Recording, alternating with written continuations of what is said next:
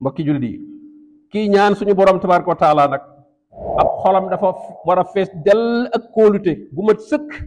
ci ne suñu borom tabaaraka wa taala dana nangu ak ñaanam bu mu ci am dara lu muy sikki sakk. yonent bi sallallahu alayhi wasallam nee na kuy ñaan yàlla da ngay war a wóolu ne dana nangu ñaan ki waaye nee na kat yàlla du nangu ñaanu koo xam ne ab xolam ma nga sàggan ma ngay sikki sàkk amul kóolute ci borom bi tabaaraka wa taala. làmmiñ woo rek mooy wax waaye xol ba moom àndu ci. xol boo xam ne làmmiñ waa ngay ñaan yàlla waaye xol ba moom ma ngay xalaat leneen. xol ba ma ngay yaakaar mbindeef yi ma ngay yaakaar ñeneen jàpp ne ñoo ñàkk ko ca mën a génne ñooñu borom bi tabaaraka wa taala du nangu seenu ñaan. ndax borom bi kat bam ne ñaan leen mayit da ne nag na ngeen mel nu tax ma mën a nangu seenu ñaan fal yastajibu lii wa isa saalaka ibadi anni jaam ñi buñ ma la laajee yow yonent bi ne ku soxla yàlla foo war a dem ku bëgg a ñaan yàlla yàlla fajal la sa aaju ndax da ngaa war a seeti nit wala da ngaa war a dem ci bàmmeel wala da ngaa war a déedéet jërul ngay dem fenn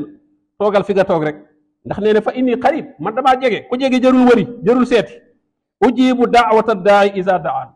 te nee na itam ku ma woo ma wuyu la